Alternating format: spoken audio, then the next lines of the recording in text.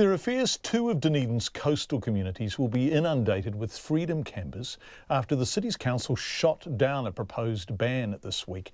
Residents and camping ground owners in Brighton and Warrington are scratching their heads as to how the proposal was voted down against the recommendations of staff and the majority of the community.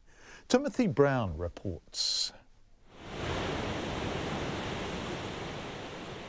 The soundtrack of breakers hitting the sand at Ocean View Beach is a big attraction for residents.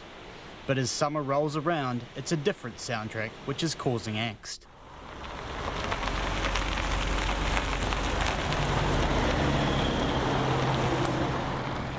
A constant stream of visitors to the beach, often throughout the night, has some residents seeing red.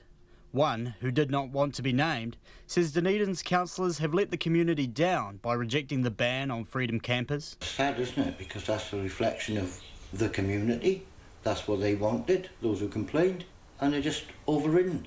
Nobody really cares about us, do they? It's obvious. This was my lovely spot, and they just destroyed it. He says he isn't opposed to freedom campers per se. I'm not against freedom camping, but pick your spot. Use a bit of common sense. They must have plenty of property all over Dunedin, ground that they own. Put them in there.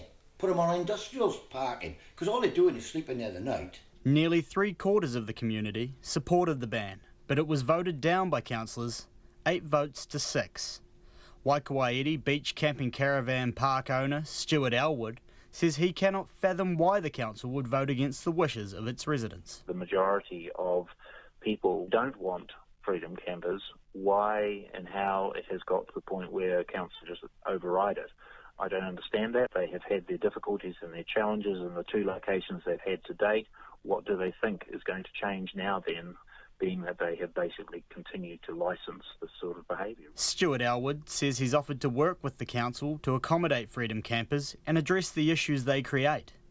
The problems faced by the 2 communities and the heated feeling of some residents led Dunedin Mayor Dave Cull to make an impassioned plea to councillors to side with locals. If the rest of the South Island has one rule and we have another, and they all come here, I think we'll be back in this chamber within a year, desperate to find a way out of the situation that we've got ourselves into by not listening to our community. He says the problem has not gone away simply because the ban was rejected. It'll come back to council.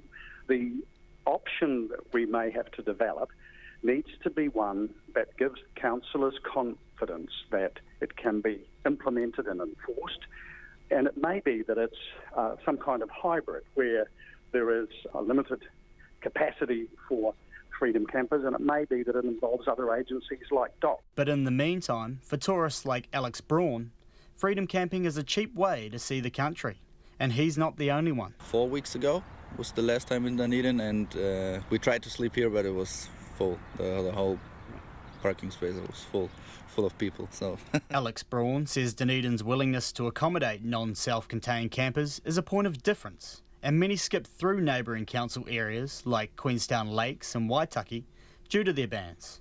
But for the communities faced with thousands of visitors this summer, knowing they are garnering positive reviews is cold comfort.